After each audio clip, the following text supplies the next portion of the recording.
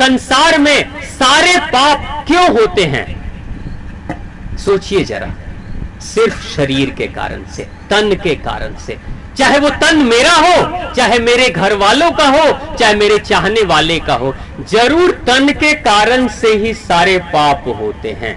दूसरे पाप के कोई कारण नहीं है, कोई कारण नहीं है। आप भी अपनी दृष्टि में कभी देख लेना कि अगर आपसे कोई गलत कार्य हो रहा है तो क्यों हो रहा है। पूछना अपने आप से, अपने दिल पे हाथ रखकर पूछना कि क्यों करने जा रहा हूं, तो जरूर किसी न किसी तनधारी के कारण से आप ये करने जा रहे हो।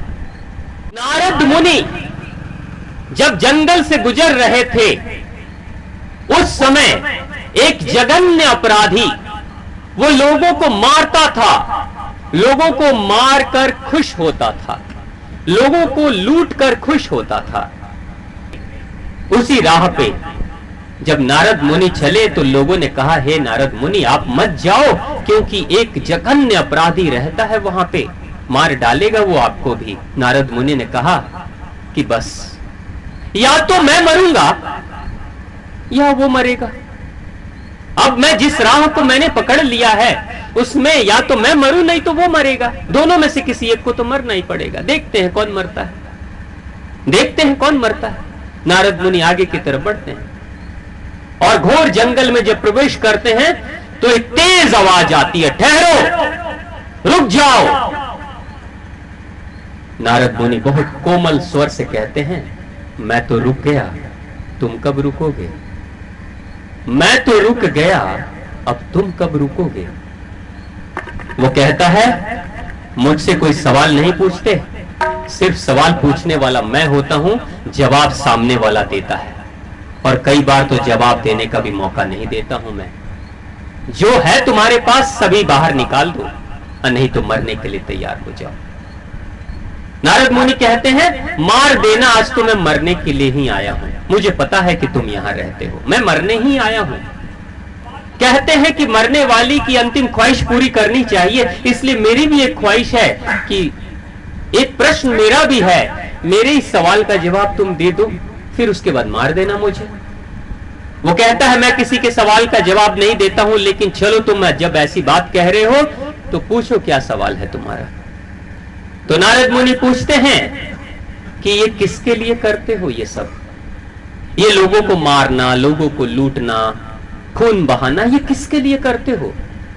वो कहता है, अपने लिए करता हूं, अपने बेटों के लिए करता हूं, अपनी पत्नी के लिए करता हूं, अपने माता पिता के लिए करता हूं। क्यों करते हो? इसलिए क्योंकि वो मेरी जिम्मेदारी है, मैं उनसे प्रेम करता हूं, इसलिए ऐसा करता हूं। तो क्या ये पाप नहीं है?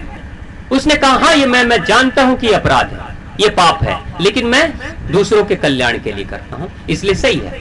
तो नारद मुनि ने कहा कि सुनो, बस मेरे एक सवाल का जवाब दे दो, क्या इस पाप का जब फल भोगोगे तुम, जो पाप करोगे तो उसकी सजा जब तुमको मिलेगी, तो क्या उसके हिस्सेदार तुम्हारी पत्नी भी होगी, तुम्हारे बच्चे भी होंगे, तुम्हारे माता पिता भी होंगे? यानी पाप की सजा जब तुम्हें मिलेगी तो क्या वो लोग भी बांट लेंगे आपस में? वो कहता है, इसकी तो खबर नहीं मुझे। नारद मुनि ने कहा कि जाओ एक बार पूछ लो। वो कहता है, ठीक है। पेड़ में बांध देता है वो इंसान नारद मुनि को, पेड़ में बांध कर, और कहता है तुम यहीं रहना, मैं जा रहा हूं और पूछ के आता हूं, क्योंकि ऐसे सवाल आज तक किसी ने मुझसे नहीं पूछे हैं। नारद मुनि कहते हैं, किसी को पूछने का मौका ही तुमने नहीं दिया, पहली गर्दन काट देते हो, मौका कहां देते हो? आज तो पहली बार मौका तुमने दिया है, इसलिए मैंने पूछ लिया। वो जाता है, वो इंसान जाता है अपने घर पे, अपनी पत्नी को बुलाता है और कहता है, सुनो, क्या जो मैं पाप करता हूं, लोगों को मारता हूं, लूट का माल जब लेकर आता हूं, जब सोने चांदी या जेवरात लेकर आता हूं, तो उसको तो बड़े प्रेम से तुम पहनती हो, जो पैसे लाता हूं वो पैसे का बहुत सुंदरता से तुम इस्तेमाल भी करती हो, लेकिन एक बात बताओ, जो पाप मैं करता हूं, जब इस पाप की सजा मुझे मिलेगी तो क्या उसमें भी तुम बांट लोगी? क्या वो भी बांट के तुम क्या ये भी कहोगे कि ठीक है, कुछ कष्ट आप झेल लो, कुछ कष्ट मैं झेल लूंगी। वो कहती क्या है कि मुझे क्या लेना देना कि पाप से कमा रहे हो कि पुण्य से कमा रहे हो। तो तुम चाहे पाप करो चाहे पुण्य करो, लेकिन तुम जो कुछ भी करो ये तुम्हारी मर्जी, तुम करो। मैं तुम्हारे कमाई में हिस्सा तो ले सकती हूं, बंटवारा कर सकती हूं, लेकिन तुम्हारे पाप में मैं कोई हिस्सा नहीं लूंगी। मैं क्यों लूंगी? तुम जानो, तुम समझो, तुम झेलो। दुखी हो जाता है, दिल पे चोट लगती है उसके कि जिस पत्नी के लिए मैंने इतना सब कुछ किया, वो कह रही है कि पाप में मैं बंटवारा नहीं करूंगी, हिस्सा नहीं लूंगी।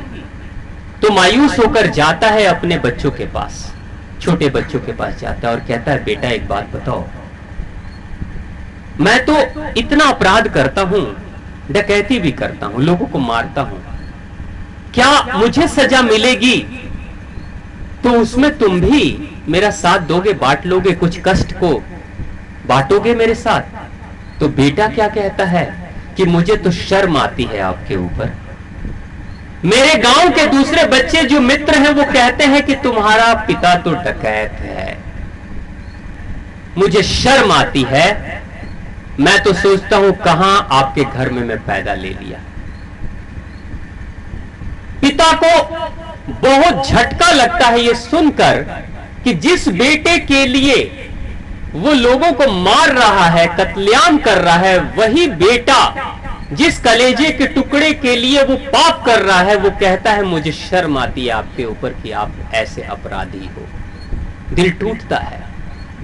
अंतिम बार उम्मीद लेकर अपने बूढ़े माता पिता के पास जाता है और बूढ़े माता पिता से जाकर कहता है, अच्छा ये बताओ कि जो मैं पाप करता हूं उसमें जब यमराज के तरफ से जब मुझे सजा मिलेगी तो क्या उसमें आप भी बंटवारा करोगे? पिताजी कहते हैं कि मैं क्यों करूंगा, तुम जानो। और मां क्या कहती है? मां कहती है कि मेरा कोख भी कलंकित हो गया तुम्हारे जैसे बेटे को पैदा करके, वो भी कलंकित हो गया तुम्हारे जैसे बेटे को पैदा करके। मुझे शर्म आती है कि तुम मेरे बेटे हो, तुम एक अपराधी मेरे बेटे हो।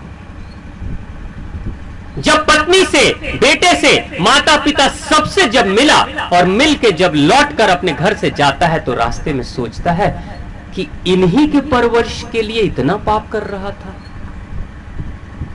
बेटे की परवरिश के लिए लोगों का खून बहा रहा था, कितने घरों को उजाड़ रहा था। पत्नी को खुश करने के लिए और पत्नी के गले में सोने चांदी पहनाने के लिए मैं किसी के दूसरे के गले को काट डालता था। और जिस बूढ़े माता पिता की परवरिश करने के लिए इतना सब कुछ करता था, वो मां भी शर्मिंदा है, कहती है कोख भी कलंकित हो गया मेरा, इसके लिए इतना पाप कर रहा हूं। यानी पाप किसके लिए कर रहा था? शरीर के लिए, चाहे शरीर पत्नी का हो, चाहे बच्चे का हो, चाहे माता पिता का हो, उसी शरीर के लिए तो पाप कर रहा था, चाहे शरीर उसका स्वयं का ही क्यों ना हो, पाप तो कर रहा था। जिस दिन वो आंख खुली, अंदर की आंख जब खुलती है तो वो रास्ते में ही निर्णय करता है, नहीं अब मैं पाप नहीं करूंगा। जब सुख में, जब मेरी लूट में, मेरी सभी कमाई में बंटवारा करने वाले सभी हैं, लेकिन मुझे जो सजा मिलेगी उसका बंटवारा करने वाला कोई नहीं है, तो किसी के लिए मैं पाप क्यों करूं? मैं अपनी आत्मा को क्यों गिराऊं? मैं क्यों पाप करूं इनके लिए? यानी जैसे ही संसार मरा वैसे ही अंदर से सत्य का जन्म हो गया। इसलिए हमारा ये जो रस्म है कि राम नाम सत्य है, यानी संसार मरा तब हम बोलते हैं राम नाम सत्य है। उसी तरीके से वो इंसान जब उसका संसार मरा तो अंदर से राम जन्म लेते हैं, सत्य जन्म ले लेते हैं और कहता है गुरुवर आप ही मेरे परमात्मा हो, आप ही भगवान हो, आप ही गुरु हो। अब मैं अंधकार से, अब गहरी निंद्रा में मैं सोया हुआ था, आंखें खुल गई हैं, अब मैं जाग गया हूं, अब रास्ता बताओ कि मुझे क्या करना है। मैं पापी हूं, मैं पाप कर रहा था, इसलिए मुझे अब वो राह बताओ जिस राह पे चलना मेरे लिए उचित है। तो जब उसने कहा तो नारद मुनि ने कहा कि बस राम के पथ पे चलो। तो कहता है मैं क्या करूं? तो बस राम का सुमिरन करो, जो राम कहे उसी राह पे चलो। तो राम का नाम जब लेना उसने शुरू किया तो राम का नाम भी जुबान पे नहीं आ रहा था, राम भी नहीं बोल पा रहा था। तो बोल क्या रहा है? मारा मारा मारा। राम नहीं, मारा बोलता है, उल्टा बोलता है, क्योंकि जीवन भर तो मारा ही है, तो राम कहां से निकलेगा? तो मारा मारा करते करते वही रत्नाकर डाकू वाल्मीकि मुनि बन जाता है, जिसने वाल्मीकि रामायण की रचना कर दी।